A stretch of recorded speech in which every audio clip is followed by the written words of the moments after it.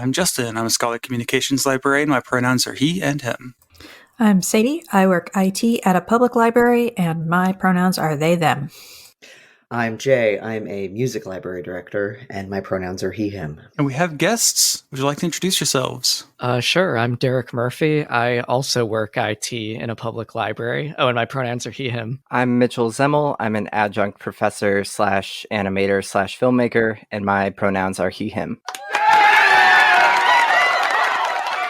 Welcome. I didn't know you worked library IT. Oh, yeah. I'm a public librarian. Used to be at a research library as a systems librarian, and now I'm in the public library doing IT. Yeah, basically administering an ILS, a lot of print software, my least favorite part of the job. Oh, yeah. Oh, God, you and I could probably go on for a few hours, I'm sure. Yeah. I imagine Sadie like Kubrick staring right now. That'll be everyone's favorite episode, right? The 2 hours of moaning about print software. Actually, no, they'll love it. Yeah. But I think this will be a close second, which is we've brought you back to talk about the new season of Preserving Worlds 2, Preserving Her. That's not the official title, but I pitched it. They were very generous in their rejection of my title, but I was told the brass at Means TV decide all these things, so I was too late to get my idea in. But it was like the Fincher Social Network scene with the just season 2, keep it clean. Yeah, that's what Derek told me. But no, so this is a show on Means TV. We had Mitchell on for season 1. We were all big fans because it's a show about preserving these living, it's sort of like a living archival project. The things we talked about last time was, you can preserve software, but what about the communities that keep these things going? And you've preserved that by doing these documentary and interviews with them. And so I think it's a really valuable project, and I'm really glad that it got another season. I hope. I wonder, are there plans to keep it going? Is this it? What's going on there? Well, thank you for having us and for the kind words about the show. Yeah, I don't know. I mean, with season 1, we were we're pretty much done. But then, we got a lot of good ideas for season 2, a lot of inspiration. We thought of some different, thematics we could cover, different angles we could take. And so it ended up being very much worthwhile to return to the well. But we might be done. I don't know. I mean, that's what I said last time, right? So maybe we'll do a season 3 at some point. But I feel like season 2 feels like a complete statement that closes with a good conclusion to the series, which is not out yet, but it should be interesting. Yeah, I'm looking forward to all the episodes. I've seen the first few. And we'll talk about the individual episodes, but I have been kind of interested in, what it's been for you working with Means TV. Was there anything different about making the show this time around as opposed to the first time? How has working with them been? I mean, I would say in general, they have a really great ethos of letting artists, creators, filmmakers do their thing, essentially, do what they do best. Even more so than season 1, they were already kind of you do your thing. And they had a couple maybe suggestions here or there of stuff they wanted to see. But with season 2, especially, they were you guys know what you're doing. Keep it up, which is, it just makes it that much easier to work with them. Yeah, there's a level of trust there that is much appreciated, and also just full creative freedom and control, which you really don't get all the time with documentary or with any film work, really. And I found that you especially don't get that when you're getting funded to make your thing. So, this is a very rare situation we find ourselves in, and it's much appreciated. Absolutely. And I guess the trade-off in terms of what we brought to the table this season was, like Derek said, just trying to up the production, up the ambition levels, trying to do new things, expand on season 1 rather than keep doing the same. Oh, look at this stuff. Isn't it neat? Actually, I would say looking forward to season 2, we do a little bit more editorializing and going in depth on kind of more niche I guess, themes and ideas. Rather, with season one, a lot of stuff was sort of implicitly there that we're now more explicitly kind of examining with these communities. I think it would have been very easy to just do the exact same formula and just be like, okay, because we could do this forever. Every episode is just, hey, here's a different virtual world. Let's talk to someone from that virtual world and just get a little travelogue in it. Like, I really like that as a format and a concept for a show, but we could just do that for the rest of our lives and never run out, and it would get old eventually. So we did try to tweak the format this time around, do some new stuff.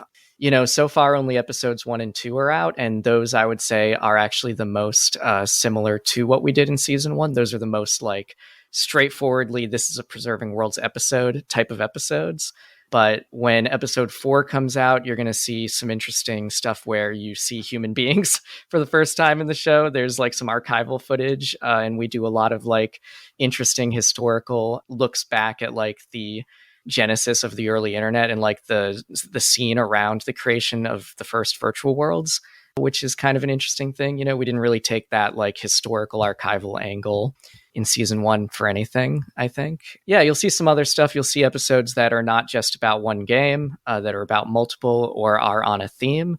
And you'll see group interviews and segments that cover whole like guilds in games rather than one person. We really just tried to expand and do different stuff this time. Yeah, like the thing I've appreciated about Preserving Worlds is that it doesn't just feel like a documentary about this game or this world or something. Like it feels like the style that you're doing it in feels like it's also part of the game. And so I feel like I'm in that world and not just watching something about it. So it's like the way that y'all like sort of like incorporate your own commentaries and these interviews and whatnot into what the game or the world itself actually looks like, I think is really well done. Thank you. Yeah, thank you. I think that Mitchell and I, both as filmmakers, are very interested in spaces, just like a sense of place, a sense of space as like a kind of the ambient qualities of it, and also the like way that places are socially constructed too. So with Preserving Worlds, as with our feature Sarasota Half and Dream that we worked on together before this, yeah, just we really want to put you in a place and give you a real sense of that place and like what all goes into that place, I guess. You mentioned you're bringing in more commentary. I did see you did give us a sneak peek at the 3rd episode that's about to come out. And I did notice a little bit of a commentary on like copyright as a barrier to preservation snuck its way in there. So is that the kind of commentary, or are we getting even more like meta with the concept? I think that is definitely something that we wanted in there. I mean, most of the time with these episodes, the majority of what's in the episodes is coming from the interviewee. Of course, we're making a lot of editorial decisions in the way that we edit the interview, because usually these interviews are like an hour or two, at least sometimes 3 or 4 hours of material that we're cutting down, or more even in a couple of cases, that we're cutting down into, 30 minutes. I think our longest one this season is like 55 minutes? Around there. Yeah. So, there are editorial decisions made in that. And one of those was indeed in the 3rd episode, Hundaparkin, we talked a lot about, copyright barriers to preservation of games. I think in terms of other themes that we're covering that are a little different from season 1, I think there's really a focus on how the internet could be a better place, about like the ways that designs of virtual worlds can influence the social dynamics within them, and how that could, lead to a better internet if things went well, if people went and made their own virtual worlds, or if people took the right lessons. I don't know. Yeah, I would say that's one of those things that was present maybe under the surface a little bit in season 1 that, we're trying to highlight a little bit more this time around. And I think it was part of having gone through the production of season 1. We realized, like, looking at these places, like, oh, like the old internet, like part of the reason people are nostalgic for it is because the experience of going online nowadays in 2023 is largely a bad one. And so we were trying to kind of make a link between like the way that these older virtual spaces were designed, possibly gleaning some lessons from that in terms of how we could reconstruct the internet or the online experience in a way that is more positive, is less painful, etc. So trying to pull some of those lessons. Yeah, the last episode is, I guess I can spoil what the premise is, but it's not about one game. It's about the concept of DIY virtual worlds. So, I mean, like, I'll say that in this show, we cover virtual worlds. We don't really cover like websites or message boards or whatever for the most part. And one of the reasons for that is simply that virtual worlds are more charismatic to film, right? I mean, no one's going to want to watch a documentary that's all just pictures of a message board. But also, they are interesting places. As I said, we're very into spaces, and these are like digital spaces that we can like walk around in and look at. Anyway, yeah, that's the main subject matter of the show. And we're looking at, in the last episode, like do-it-yourself examples of that, like ways that people can leverage technology that exists now to put together little online spaces that you can hang out in with your friends, that you can develop on your own, you can implement on your own, and keep running on your own without really requiring very much money or even, some like web dev skills, but not like intense. I mean, like you don't need like a software company. You can be one guy and put one of these things together. Yeah, that's the last episode. And I think that is sort of us trying to put a finger on, like, hey, here is one way that the internet could go a little better. Here are like some ways that people are trying to do that in a way where like one person can put together, something for their friends that is a lot better for spending time together than some corporate run platform. Yeah, that's something we've talked a little bit about in some previous episodes around the concept of digital gardening, which I'm really interested in, where it's this sort of nostalgic return back to the pre-blog internet and like way of interacting with information and whatnot. And I'm, as much as I love the concept, I'm also quite critical of that sort of nostalgia of like, pre-fall. It's like almost like return to the Garden of Eden kind of idea. And so I'm always sort of critical of these like sort of hyper nostalgic internet bad now, not bad then. Yeah. And so I'm interested to see how maybe that sort of idea is tackled as not a like return to form pre whatever, but like what are we doing now to make it good? Absolutely. It's definitely like more complicated than like just saying, oh, the old internet was better and we need to go back to what that was, because like there were a lot of ways the old internet was not better. I mean, a lot of, if you ever go back and like read stuff from like the internet in 2009 or whatever, like go back and like look at like Homestuck or something. You're going to be like, we don't need to bring up Homestuck. You're going to be like, oh, yeah, the 2009 internet. Oh, no, the 2009 internet. Had Achewood, too. I think that might be the first time that Homestuck has been referenced on this podcast. And I only got through the first 5 acts. Hopefully the last. Read through more of it. Yeah, I have not gotten that far myself. It's the infinite jest of the 21st century. And I'm completely dead serious about that as someone who loves infinite jest. Yeah, I like Infinite Jest better, but Homestuck is interesting, at least, as an object of study. It sure is. That'll be our season 3 premiere. Oh, no. It's just Homestuck. I used to live with someone who did the Homestuck prom in New York. So we oh my God, nice. I've asked people, because Mitchell and I were talking about this. I don't know anything about Homestuck. Like, I've totally missed it. And I've asked people, like, should I bother trying to understand it? And they're like, if you weren't there for it, you're not going to have the same experience, because it was like a social phenomenon of reading it and getting feedback with the author. I'm like, okay, well, I guess that's an experience that is just gone. But I hear tell of it. But I also think reading the first couple of acts, I think is worth it, because it's just a bunch of kids in their respective homes playing a game that brings about the apocalypse, basically. And that's really fun. And it's like hypertext and you're interacting with it text-based kind of. And that's cool. And then the trolls come in and it gets weird. And I stop reading That's about as far as I got too. Yeah, once the trolls come in, I'm like, all right, I'm done now. I was like, just like, here's 8 more characters to memorize. Honestly, I would only go back just to read more like the Midnight Crew, like interludes, or like the problem stuff. Where it just turns into a film noir. Yeah. Love that shit rocked. I think the best reason to go back to it today and have a look at it, or even just for the first time, because I didn't get into Homestuck at the time that it came out either. I was curious, like, what is this thing that I've heard so much about? And I looked into it like a year ago, and it is the most of its time thing ever. Like, it is pure condensed 2009 in a way that is like it doesn't feel like that was that long ago, but when you look at it, it's like, oh, that was a completely different world, like already. Yeah, I've dated not one but two people who were very, very into Homestuck. So I don't know what this says about me, but It says roughly what we already knew about you. yeah, I'm not going to take that as an insult or a compliment. This podcast exists because we all know each other from Tumblr, like never leaving. So Yeah. I mean, like, come on, I don't have a whole lot of room to talk. Although when you said, I don't know if anyone's going to watch a show about a forum, have you considered Something Awful, the animated series? Like, Ooh, you could animate like At Hospital, So Lost cursed. Bingat. that'd be perfect because that's how I started learning animation. Was like an old bootleg copy of like Macromedia Flash 8. We did cover a text-based game in this season, which should be interesting. That episode's not even done yet, so I don't even know what it's going to look like. But Chugging along. it's getting there.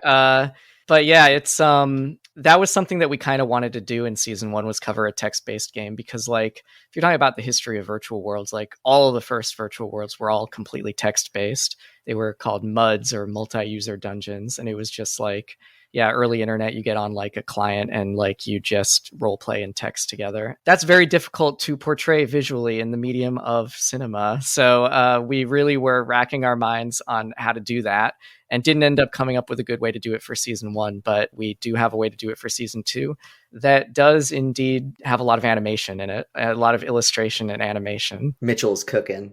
Yes. I'm literally cooking my PC. It is. I mean, talking about like defunct and dying technology, my poor computer is going to be no more by the time we're done. I with think these. your computer's from 2009 too. I wish I could say that. I think it's more like 2019. But Yeah, this is my long way around pitch for getting Library Punk, the animated series, on Means TV. let's talk.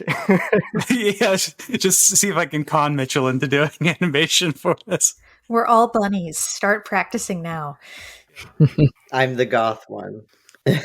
I was just so jealous that Seriously Wrong had their Papa and Boy sketch turned into a show, and I'm like, oh, that's the coolest thing in the world. Well, it helps that half of them were the animator behind the Ultimate Showdown of Ultimate Destiny Lemon Demon music video. That just sent me like back like a couple Yeah. decades. Because I was going to say, I was jealous that I didn't get to work on the Papa and Boy thing, but I digress. Here we are.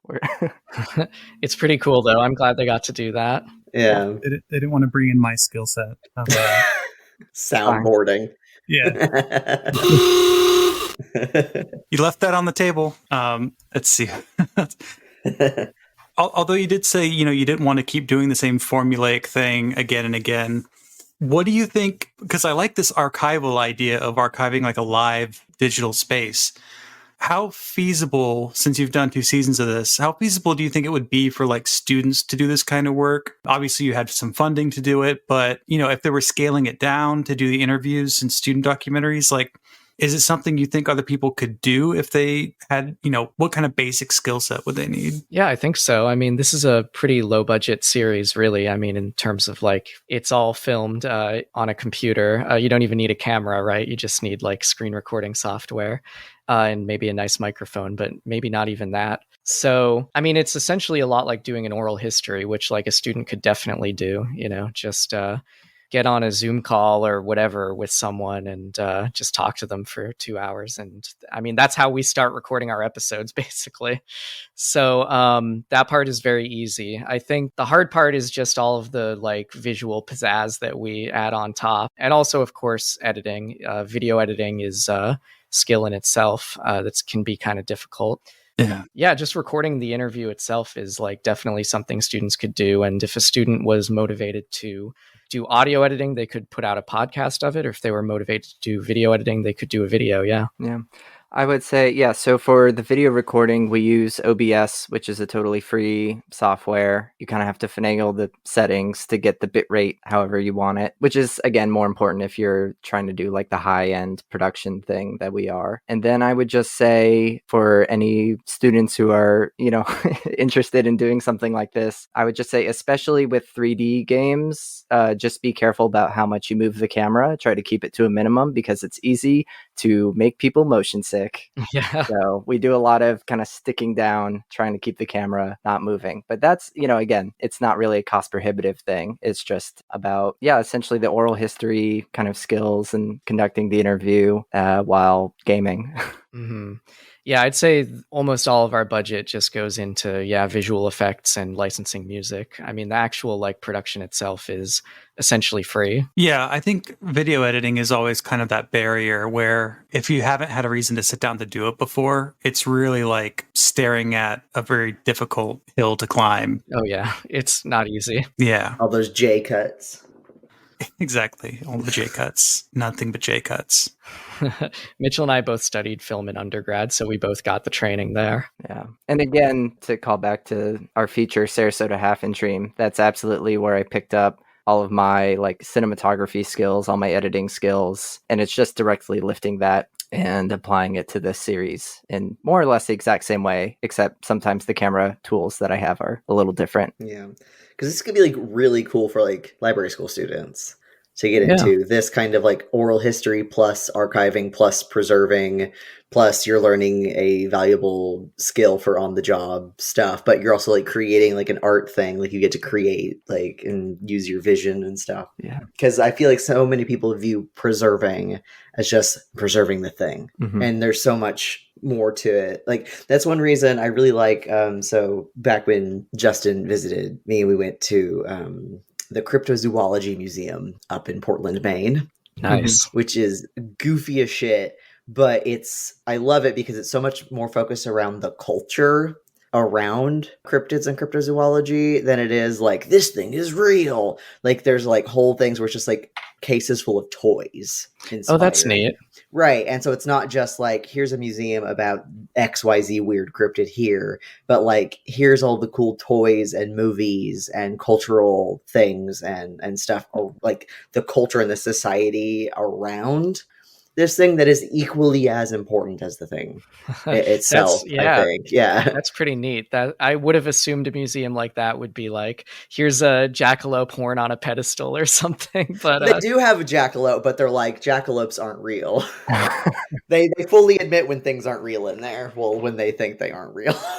Yeah, treating it as just the whole cultural phenomenon and just giving you the whole meta layer about it. That's pretty neat. Yeah, so I feel that could be I am not an archivist, nor have I learned preservation or anything, so they probably teach this and I'm just shit talking my own profession. But I feel that sort of attitude around preservation and even archiving is something that I think should be more embraced and widespread. That it's not just about the object. Yeah. It's about everything else around the object, and there are different ways of preserving that culture. I think when I was in library school, I didn't take a class that had this assignment, but I think I had classmates that did have archival assignments that were around like doing oral histories. So nothing quite as specific as like what we do, and not about video games or anything, but just like talk to someone, like talk to an older relative about like a historical experience they had, or, you know, some way that a historical event intersected with their lives. I do think that library school students are doing that kind of thing, and it's definitely very instructive. That's good. I know the library I work at is like they have someone who does oral histories like in the community, which I think is really cool. Oh, that's great. Mm-hmm. Yeah. Yeah, it was just something that got me thinking, because when we talk about like video game preservation, it's mostly like emulation. You know, are we going to be able to run this in the future? How well can we store the media? But there's this whole cultural element, which is like how the game is played. Like the second game you mentioned is just like pure PvP, because they hadn't really invented like scenarios. So everyone just kind of jumped into servers and started attacking each other nonstop. And they just never stopped doing that. And that's, you know, it's hard to like to preserve, but I'm thinking a lot about like digital projects right now, because it's something we want to support students at my university doing by like having like a librarian whose main job would be like supporting those kinds of projects. So I will report back if we can talk someone into doing like their senior thesis project in the art school to doing a Preserving Worlds episode or something. That'd be pretty That would neat. be really cool for me. That'd be amazing. Yeah, I would love it if I could help bring that around. Yeah, I'd get a kick out of that. So I do want to talk about the first couple episodes, though. I'm curious, did you all have an RPG Maker experience as a kid? Because I know I did, and seeing those graphics in that game, threw me back in time, like immediately, as many of these episodes do. I was not a cool child, so. I had RPG Maker for a hot second. I actually bounced around a couple different game making engines as a middle schooler, high schooler. I think, funny enough, in RPG Maker episode, our guest Stephen Gilmurphy talks about how it came with all of these like pre-made assets to create your own kind of Final Fantasy-esque JRPG. And for him, you know, it was like this bonus or this boon to the system. But I think for me personally, it was like almost too overwhelming to like, wait, I have to like, I have all these like anime guys and girls and stuff. Like, I want to make my own stuff. I wanted like the blank slate, so I moved to Game Maker version 5.3a and some other stuff. But I definitely, I must have had Don Miguel's like bootlegged pirated copy of it because I did not pay for it. I remember that was the copy everyone had. It must have been. Yeah, I didn't ever like make anything with RPG Maker back in the day, but I did play a few RPG Maker games. Primarily, I really loved the game Yume Nikki, which is a horror, like surreal horror game that sort of went beyond the RPG Maker community and into just like a cult classic, like experimental indie video game type territory. And I played Space Funeral as well, which was the most well-known RPG Maker game by our guest from the episode, Stephen Gilmurphy, who also goes by the name The Catamites when he's doing game development. Yeah, I thought Space Funeral was great too. So there are actually a decent number of like indie horror games that were made in RPG Maker that got surprisingly popular. I know Off is one. A friend of mine loves that game. I've been meaning to play it. Ib is one. Yeah, a lot of interesting stuff coming out of that community. I wish I had a RPG Maker experience when I was younger. I'm a huge fan of the Final Fantasy series, especially the like 4 and 6, which, you know, the 8-bit. So watching that, it was like nostalgic for me in a way that like was really great. And I was like, oh man, if I'd have had this, like, yeah, if either of you still have a copy of it kicking around, I would absolutely love to mess around with it. So I would say good news. The Internet Archive has Don Miguel's original ripped copy of RPG Maker 2000 on there. I don't know if anyone's going to notice at some point. Probably not. Posting that, but yeah, it's literally called like Don Miguel's RPG Maker. Yeah. And they make new versions too commercially that like you can buy and everything if you want a more modern experience, but it might be fun to mess around with the old one. Talking about like the you know stolen assets, how he talked about how like you would download like a game and you would then play a little bit of it and then root through the files and stuff. I've been on and off a Sims 4 player, and it reminded me a lot of the custom content sort of world for Sims 4 because I like the gameplay experience of it while my wife likes the building experience of it. So they will go in and just find like the weirdest, wildest stuff that you can import into Sims 4. And I like just thinking about how like people create for these virtual worlds, no matter what, as long as they can get around it. So I just think it's very cool kind of legacy. Totally. It's funny. A friend of mine I showed that episode to also mentioned The Sims as like that it reminded her of The Sims. Yeah.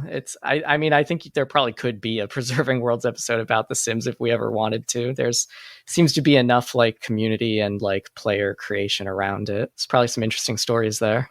That'll be the season 3 premiere as a joint episode, Homestuck / Somebody out there has done Homestuck Sims 4, trust me. I have no doubts. Oh my God. I'm sure. Thinking about it and I can't. It's funny you mentioned Final Fantasy because we actually have a Final Fantasy episode this season. Right. I've been playing Final Fantasy 14 for a couple of months now, and it's the first MMO I've ever played. So, like, all I know about Final Fantasy is that I relate to Sephiroth because I too have been driven crazy by libraries and wear slutty chest harnesses for no reason. So that's like all I know about that game. And then there's Naneki, and Naneki's cool, and that's like it. So we do cover Final Fantasy 14 in an episode, and believe it or not, that was the first like MMORPG I ever got into. You know, even though Mitchell and I are making a show about these games, I never really played them ever until working on this series. I started playing Final Fantasy 14 because I had to in order to make the episode. And And I ended up getting really into it and putting so many hours in, and now I'm like in the final, like most recent expansion, and I'm halfway through it. And anyone who's played enough of that game knows that the number of hours you have to put in to get to that point are unspeakable. But yeah, it's a great game. Oh, I'm really looking forward to that episode then. That's the longest one too. That's the one that's half about a text game, half about Final Fantasy 14. Nice. Maybe 60-40, 70-30 in favor of Final Fantasy. Yeah. Just to give us more visuals.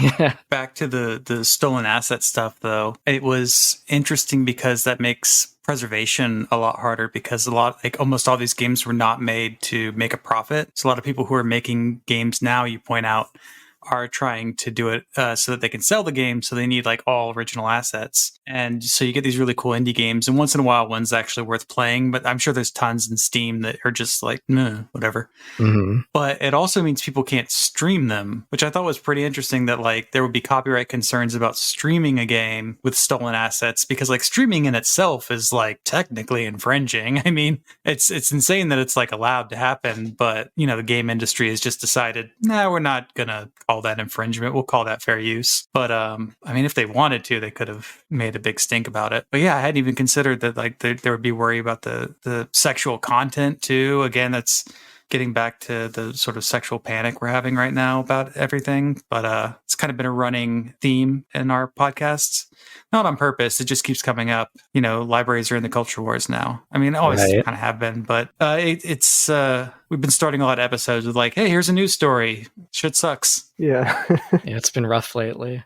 But yeah, it's true. I mean, it's not even something that I thought of on my own. Like until like Steven brought it up in the episode, I hadn't considered it. But yeah, the ways a lot of people find out about new games these days is from streamers. Like that can be the make or break thing between a game getting like any eyeballs on it, or like anyone playing it, or it just languishing in obscurity forever.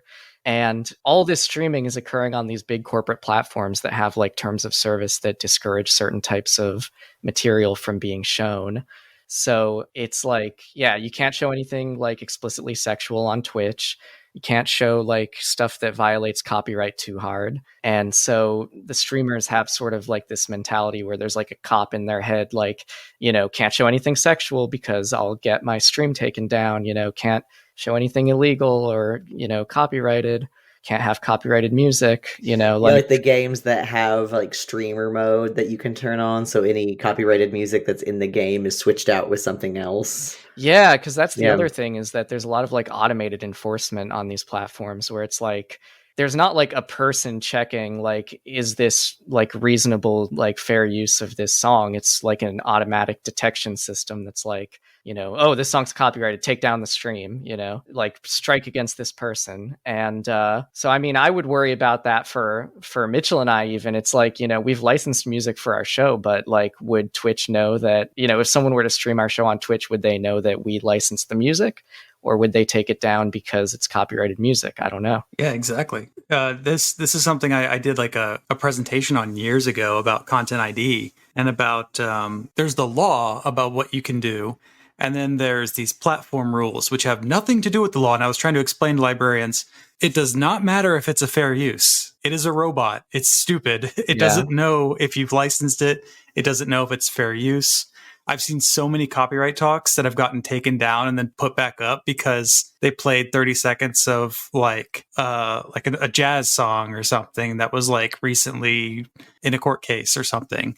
And this is like copyright centers at like Stanford, whatever. It's like the YouTube channel for the Copyright Center keeps getting their videos taken down because it doesn't know. It's frustrating. Yeah, it's sort of a weirdly robotically enforced like blandness, you know. It's like, because even game developers now, a lot of them like have internalized, you know, like the rules of Twitch basically, because it's like if you make something that's going to get a Twitch streamer in trouble for streaming it, then you're not going to get very much attention on your game, right? And like on YouTube, I know if you get a certain number of like takedowns or something, and it depends on the severity of it, but like basically if you get like a certain amount, they'll just delete your account. Mm-hmm.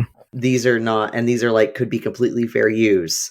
If you get a certain number of them, then you're just screwed. And it's not the ones where it's like someone actually physically sending in like a DMCA takedown. It's these automated bot ones often, because I like Todd in the Shadows. He's like a pop music critic on YouTube, and he talks about this a lot, of how like even though he's completely doing legal fair use because he's literally a music critic, the algorithm bots don't know that, and it's like literally a risk to his channel, and therefore his like livelihood, even though what he's doing is completely legal. Yeah, it's really not good for pop culture. Like It's not, no. It's like it's a sort of like, yeah, very enforced like restriction on what can be expressed in the public sphere. Like, I mean, you can like put out a game that will like cause streamers to get their stuff taken down, but like, yeah, the avenue to get sites on it is so much smaller. Like legally you can put out your stuff, but like no one's going to see it, right? So I think Stephen made a really good point that it's like very interesting to and refreshing to look at these like hobbyist spaces where game development's happening. And you can see stuff that like, especially stuff from back then before like streaming, was just willing to do whatever, right? Because people were just making whatever they felt like. Like they didn't really have any angel or devil on their shoulder being like, you know, you can't do this particular thing. They just would do whatever came to them. And so you get a wider range of expression. You get like the potential for surprises that you sometimes don't get to encounter on major platforms. Plus a lot of Pokemon games. Yeah. Plus a game where you have a machine gun and you shoot Pokemon, of course. Who can deny the appeal? Yeah, that one was a sequel too. So there were at least 2 Pokemon The Evil Inside RPG Maker games. Incredible. For some reason, it was funny when you said they were RPG Maker. I was like, yeah, I've seen Flash games. But, yeah. Same cultural impulse. Yeah, there's so many old Flash games that are just gone forever, and I think about them a lot. I think about like all the Cartoon Network website Flash games that were just like thrown together, like Dragon Ball Z Beam Battle or whatever. Like, it's gone. I don't know. Yeah, it's a real shame. I think about it a lot. Yeah, Flash dying was a real bad news. In our Hundeparken episode, the 3rd episode that you guys have previewed, we had 2 guests on that, and one of them is a video game archivist at the Danish Royal Library. And cool. yeah, he talked about, like, I think what he said was that the death of Flash was the single biggest erasure of digital culture in history, which I believe. I mean, Flash was a very, very easy platform to make games and videos in. Like, a 13-year-old could make something in Flash that would become famous. Like Sean from Seriously Wrong did that, right? And there was this huge treasure trove of both mediocre like bullshit and also very interesting artwork. And now you have to like emulate it. And it's like there's a lot of barriers to get to the point that you can run these Flash games. It takes a lot of manual work for any given Flash game to get it working. It's a shame. Yeah, and for Hundeparken, they actually rebuilt the whole game once Flash went away. Yeah, they had to, you know, because I mean, you can emulate a single player Flash game, but you can't really emulate a multiplayer Flash game very easily, I think. I wouldn't even begin to know how you would do that. So yeah, in order to keep the game going, they had to, like you said, completely re-architect it, like outside of Flash, just like figure out a way to get it running in a browser. And yeah, I'm pretty sure they coded it from scratch. Like it was just a completely new thing they had to build. Not everyone can do that. Aside from the just the preservation, one thing that was really interesting, especially on the Meridian episode, is like the change of assets over time. And this game, you know, was owned by a group of people and then, you know, like handed off to another person. This community was kind of keeping it alive. And I believe they sold it back to some original creators who wanted it to become open source. And that was kind of really interesting to me because there's like this battle between making money. Like, are you going to create something with the goal of making money so that it will sustain itself? Or is everyone going to have a day job and do this thing for free? And will that keep it going? And it's interesting to me when they switch between those models. And I think something similar with that happened with Hundeparken, right? With the source code accidentally became open source because someone stole it, which is a very funny story, but I'll let people watch the episode to learn all about that. Yeah, I think there's a lot to think about there. With Hundeparken, it's interesting. It was totally nonprofit from the start. You know, no way to make money via the game whatsoever, intentionally, because it was run by a public broadcasting company. DR, the Denmark's Radio, the Danish public broadcasting company.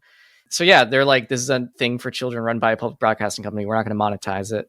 And so when DR eventually discontinued it, they ended up, I believe they sold it to a couple of moderators of the game who then ran it and continued running it totally nonprofit, not making any money, just out of passion, right? It became a passion project, and it still is. There's still no one's making any money off of it. Yeah, I don't know. With Meridian 59, I believe there is a official like server, even though the game was officially open sourced by the people who owned it. They continued running an official server of it, and I think you can buy the game on Steam. They might be making a little money off it, but I'm sure it's a labor of love. I mean, most of these old games don't make like any money.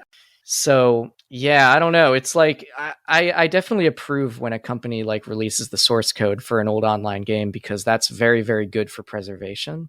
It allows anybody to run their own server for it, which can sometimes be the only way the game stays around. Like, I mean, these things cost some money to run, and if the company stops wanting to dedicate that money because they're not making any money, then the game can just completely go away.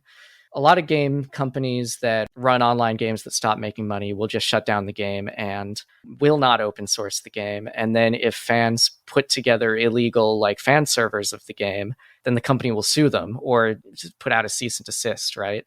And make them take it down. That happened with City of Heroes a few years ago. The game got shut down. Some players went and ran their own fan server and they got cease and desisted. They had to take it down. So that's no good, right? I mean, because these games, like, you can't play them offline. Like if there's no running server for them, then the game might as well not exist anymore. So yeah, I don't know. I'm all for releasing the source code for these things. Plus, I'm sure it makes it a lot easier for archivists to maintain just the files and such to be able to revive it in a museum someday. For example, in season 1, we covered Neo Habitat, which was a project to revive Lucasfilms' MMO Habitat, which was the first graphical, massively multiplayer online game. The Museum of Art and Digital Entertainment a few years ago basically acquired the source code from the original creators and from Fujitsu, the company that still held the rights, and sought an exception from the DMCA in order to get the thing back up and running and also put it online so that anyone could log into it again. So that was an example of a cultural heritage institution completely reviving a game that hadn't been online since the 80s and that was legendary, right? It had an important place in history as the first graphical MMO. And people would talk about it, make videos about it, like think about it, write papers about it, but you couldn't play it. You couldn't actually like see what it was like for yourself. You had to rely on old promotional videos and such of the game. So yeah, I don't know. I'm kind of rambling, but really I think like getting the source code out there is very good, both for institutions like The Maid that want to revive a game and also just for allowing players that care deeply about the game to keep the game running. The reason I'm thinking about this kind of like nonprofit versus for-profit thing is it's a really big hot topic like this week in the Skullcom world, talking about what is a journal. And a journal is basically like a community of people, right? Who either for free will create an academic journal, or they do it through like a for-profit publisher, or they get some funding to do it. And how long did a journal stay alive, that sort of thing. But there seem to be some people who don't really understand that and think you could do all this through just making a big platform, everyone throws their papers into it, and there's no real community. And it seems like Preserving Worlds kind of shows that the thing that's really keeping these things going is their fan communities. I mean, when Meridian went from like a company to a open source server, the only reason it did that was because of the fans. So it didn't really matter which mode it was using, the nonprofit or the for-profit. It was just someone cared about keeping it going. And so that's how I kind of feel about journals. I'm very happy to be in the public library sector right about now because scholarly communications is something I'm so deeply not into. I don't know. I got a paper published once and I felt completely exploited because it's like, hold on, you're telling me that the way this works is that like I give you the article for free and you get to publish it and make money off of it, and then I'm not allowed to share it with people. Like, oh, okay. Oh, that's how all publishing works in this sector. Oh, great. Okay. Yeah, I don't know. Not into it. I kind of wanted to run into this theme because I think this is something I want to pursue with the show is how do we plan for like the end of things? Like when we're in a community, do we plan for it to end eventually? Or when you have like a digital life and you're planning for the end of your life, are we doing a really good job of like, because there was this the news article about Google closing down inactive accounts, Twitter closing down inactive accounts. Our digital deaths are going to happen. We're going to have multiple digital deaths over our lives.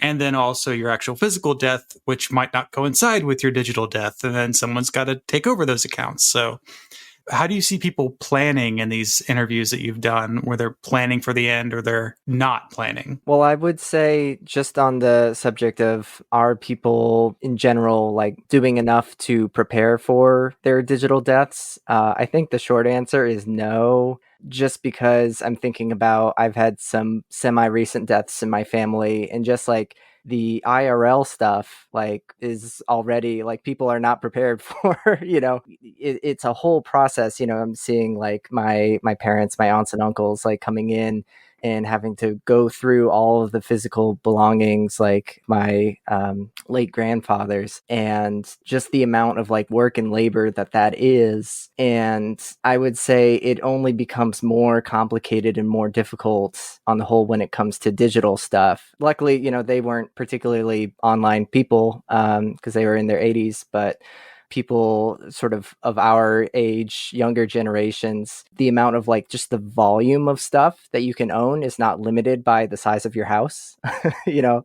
I could have like, I have a little 8 terabyte drive that's about this big that I could have like 1.5 million pictures on. And I know that some people are better about sorting their digital stuff as they go, keeping their files tidy. I know that personally, I'm not even that great at it. And there's people who are even worse about that stuff than I am. And so I think part of it is just that it's such an active process and like a deliberate process to keep your stuff in a way that when you do pass, there is a relatively seamless, or at least there's some visible avenue for how somebody could inherit your digital life. And yeah, that's such an active process that we generally, I don't think we do because we prioritize like other things in our life. Like we feel compelled to keep going and keep living. And yeah, it's just like a lot of time that a lot of people don't feel like they have the time to do.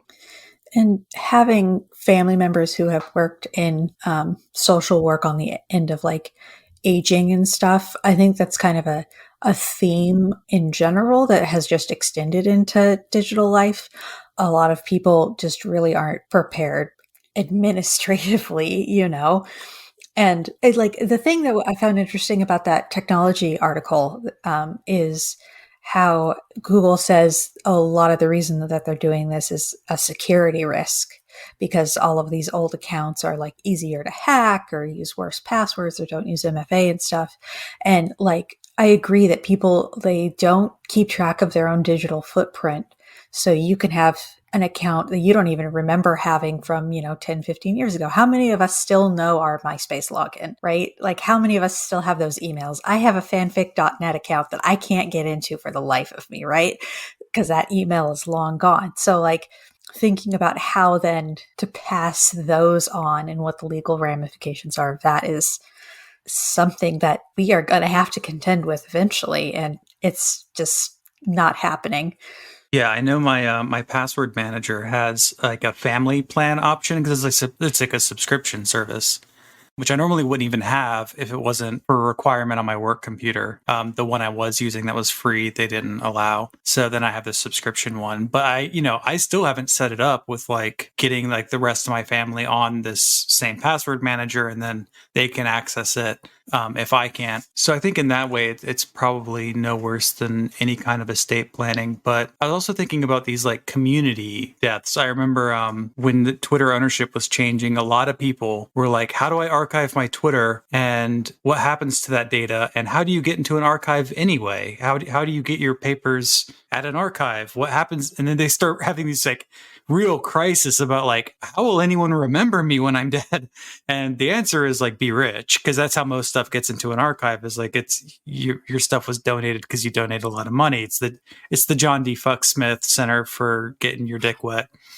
Sorry if you two are not in on that joke, but it's just We the haven't made that general. joke in a while. Yeah. Yes, that's what you name the archive. You name the archive the John D. Fucksmith, whatever, Institute for getting it in. And that's how you get there is you donate money or whatever. But, I have like my old Facebook account archived just because there's so many conversations in there. I don't know where the data was, but I've got it somewhere in like a long-term storage with multiple redundancies because that's years of correspondence.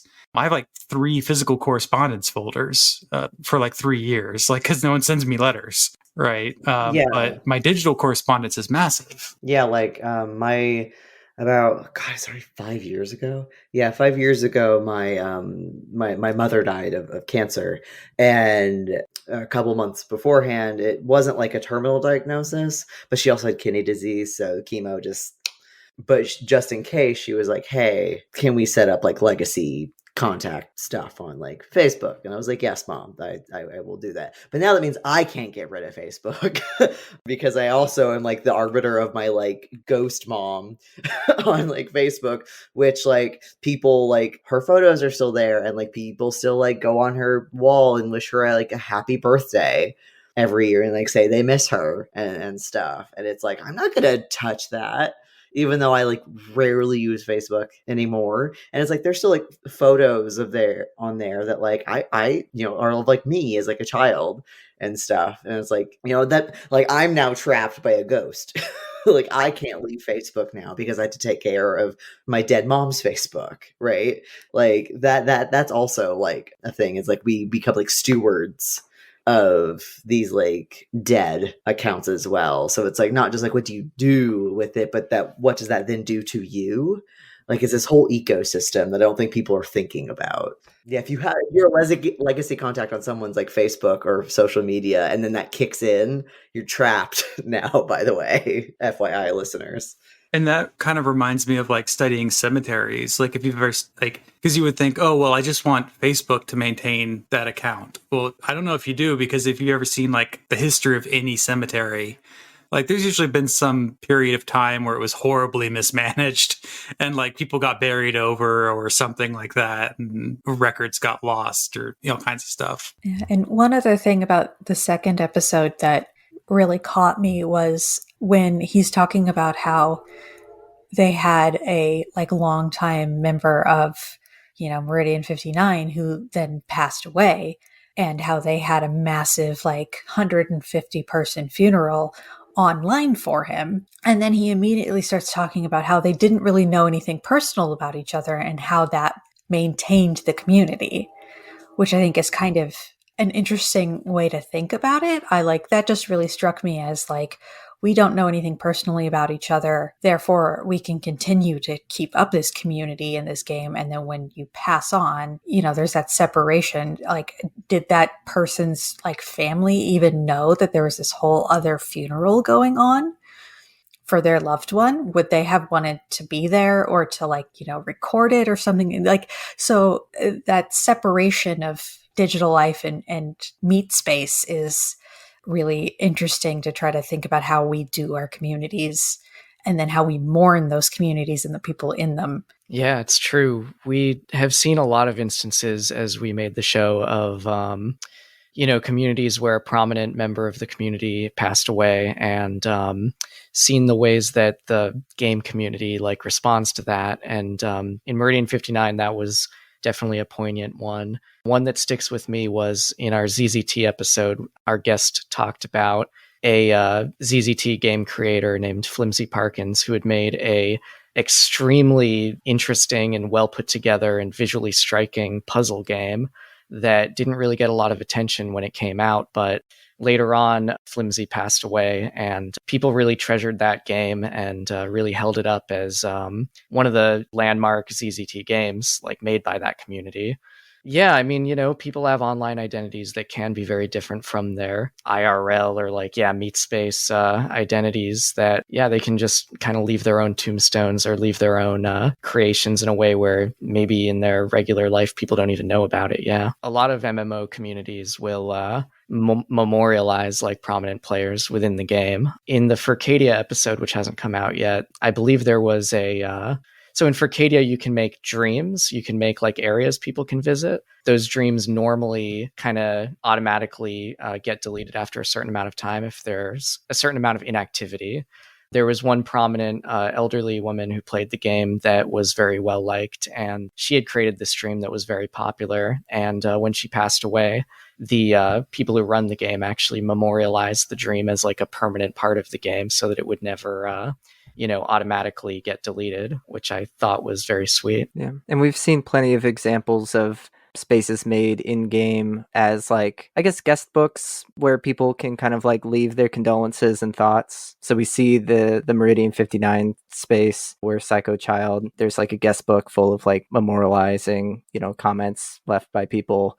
And there was a similar thing in the Mist episode that I recall. But yeah, it's I would agree, Sadie, that it is fascinating, like thinking about the separation of the meat space life and the digital life. And yeah, I'm thinking now about how you resolve that with somebody's passing. Like you try to, in theory, let everyone who was touched by this life, have a part in that memorial service. But then again, there's some people for whom like there's an important distinction between their physical life and their digital life. And depending on the person's preference, sometimes you get the impression that they would almost rather like this thing be its own thing. My username here is, separate from the physical person that I am IRL. Yeah, I can only imagine in those instances as well with like trans people who maybe aren't out or like can't be out or live the life that they want to live like IRL, but like online can. Like I can only imagine how that would complicate things as well, because it's not just I want my gaming avatar life thing to be separate from like being a boring businessman, but then there's this whole other layer on top of it. Yeah, and that's where I was thinking with these whole digital deaths. Like, say that you had a community that was kind of only online and you didn't know the other people, and then it abruptly ends. That whole chapter of your life, like all those messages, all that correspondence, all that time, like that can just be gone, and you didn't plan for it, and you didn't get to save anything, and now you only have like your memories, but like this whole community is just dead. And so I was thinking, that's kind of like a digital death we might have several of throughout our lifetimes, and some of them might be a lot more devastating than others. And I imagine if you're really young too, and it was your only outlet, that would be like a particularly bad time. Like I imagine this probably was a really bad time when, I don't know, some early social media stuff, that probably was like some teens only outlet. And the MySpace age, like things were just dying left and right. And, it must have been rough if like you would put all your eggs in one basket and you were just like, oh no, it's gone. Yeah, for sure. I had a MySpace blog in high school, and that no longer exists. And I have no idea how I would try and get a hold of it. And it would be kind of nice to go back and read that stuff. Like, I don't remember what I wrote at all. I'm sure it would bring back a lot of memories. It's definitely a shame that it's gone. I think that's happened to like most people who have grown up online at least once. Yeah. So that was the other theme I wanted to bring out, was just this preparing for, how do people keep projects going, and how do they or prepare for the end or not? But yeah, that was everything I wanted to bring up. Keep doing what you guys are doing. I love it. Thank you. Thank you. I'm looking forward to the rest of the episodes. Yeah, I'm like a film nerd, so I love the like technical aspects and stuff of it. I think that's like really cool what y'all are doing. Thanks a lot. Appreciate it. And thanks for having us on. Yeah. Is there anything else you wanted to plug besides the show? Personal Twitters, other projects, anything like that? Not just the show. Just go watch the show. It's on Means TV, means.tv. The first episode, the first season is all free on Means TV. You don't need an account or anything like that. So you can go watch the entire first season. The second season is the first episode is free, but the rest of the episodes will require a subscription. So subscriptions are $10 a month, but if you cannot afford $10 a month, that's fair enough. Means TV does offer a sliding scale subscription. So you can pay kind of what you can afford, and that goes down all the way to $0 if needed. So I think anyone listening, if you're interested in the show, definitely check it out. Yeah, absolutely. Also on Means TV is, again, the film that Derek and I first made together, Sarasota Half and Dream, about our Sleepy's Floridian hometown. sinking into the sea. Yeah. And I guess if you do want to follow us on Twitter, I'm twitter.com/Mitchell Zemel, Zemil. I'm at Derek L. Murphy. Very creative, I know. Yep. And I'll have all the links in the show notes. So thanks so much. And I don't have a good exit. Good night.